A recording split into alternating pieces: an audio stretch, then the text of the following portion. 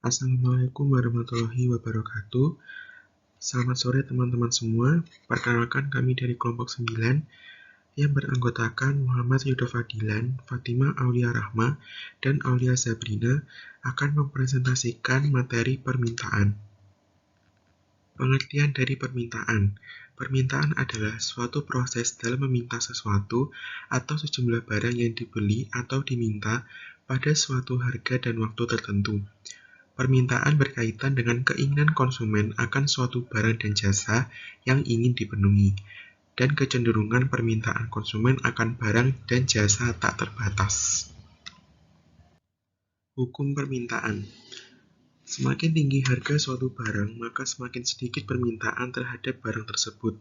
Begitu pula sebaliknya, semakin rendah harga suatu barang, maka semakin banyak permintaan terhadap barang tersebut.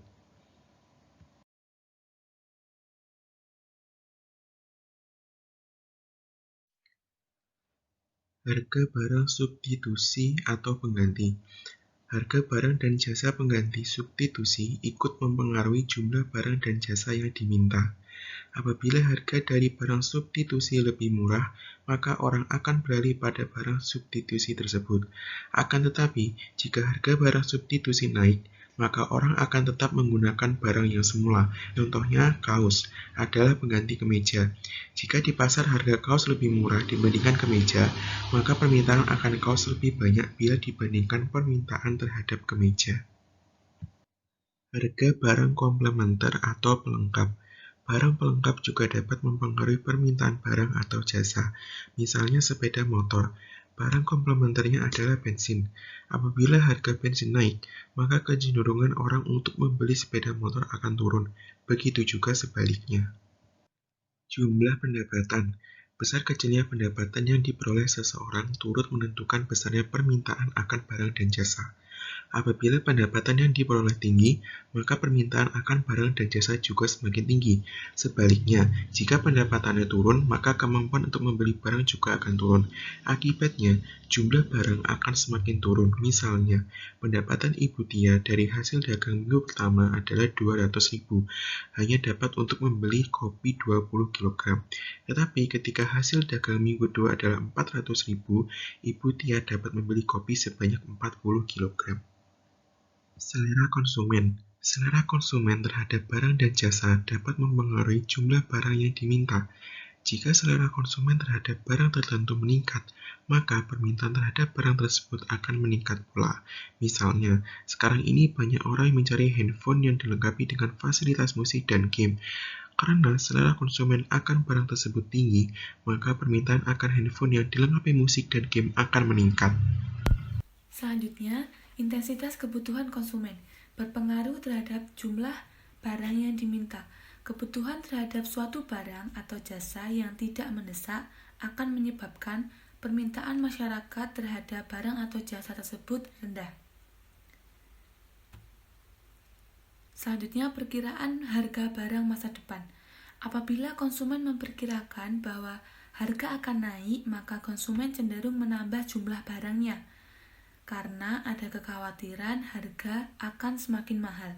Sebaliknya, apabila konsumen memperkirakan bahwa harga akan turun, maka konsumen cenderung mengurangi jumlah barang yang dibeli. Lalu jumlah penduduk. Pertambahan penduduk akan mempengaruhi jumlah barang yang diminta. Jika jumlah penduduk dalam suatu wilayah bertambah banyak, maka barang yang diminta akan meningkat. Jenis-jenis permintaan. Jenis permintaan berdasarkan daya beli konsumen ada 3, yaitu permintaan efektif, potensial, absolut. Permintaan efektif yaitu permintaan yang disertai dengan daya beli dan terjadinya transaksi. Permintaan potensial ialah permintaan yang disertai dengan daya beli namun belum terjadi transaksi. Permintaan absolut, permintaan yang tidak disertai dengan daya beli. Lalu ada permintaan berdasarkan jumlahnya. Ada individu dan pasar. Kalau permintaan individu ialah permintaan terhadap suatu barang atau jasa tertentu.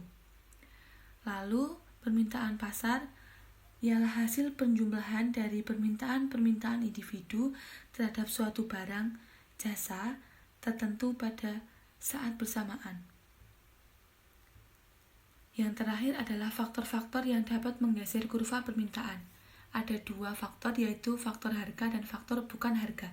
Faktor harga ialah perubahan sepanjang kurva permintaan berlaku apabila harga barang yang diminta menjadi makin tinggi atau makin turun. Lalu faktor bukan harga apabila kurva permintaan akan bergerak ke kanan, lalu harga barang yang diminta menjadi semakin tinggi atau semakin menurun.